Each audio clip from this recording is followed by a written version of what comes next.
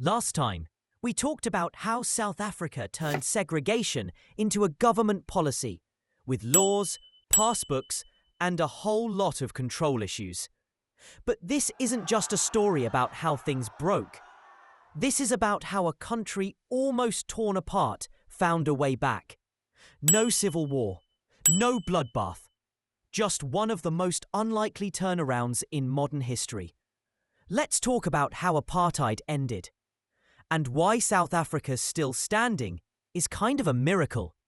By the 1980s, South Africa was looking like that one friend who insists they're fine, but everything is very much not fine. Inside the country, resistance was boiling over. Black South Africans were rising up. Students were protesting. The ANC was organising underground. Churches, unions, and artists were fighting back. Meanwhile, the outside world was like, yeah, we're done with you.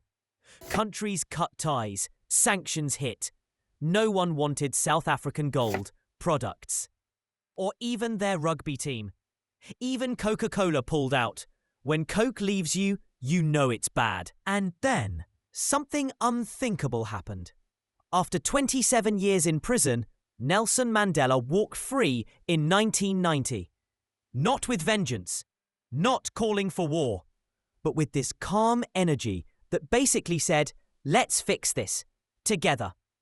Mandela and then President F.W. de Klerk started negotiations, real ones. The apartheid government agreed to release political prisoners. And the ANC? Ready to lead, but without burning it all down. Slowly, painfully, the old system started to fall apart. In 1994, it happened.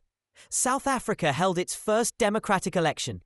Millions of people who had never been allowed to vote finally could. The lines were kilometers long. Some waited all day. Some cried. Some danced. And when the votes were counted, Nelson Mandela became president. A man jailed for resisting the system was now running the country that created it. Talk about a plot twist.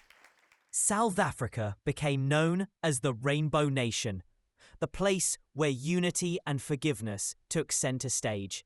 A Truth and Reconciliation Commission was formed, not to erase the past, but to face it head-on. Victims told their stories.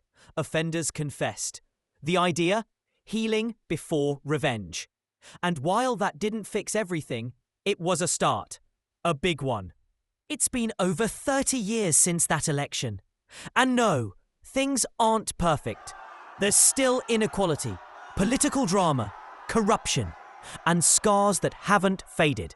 But there's also this weird, amazing resilience.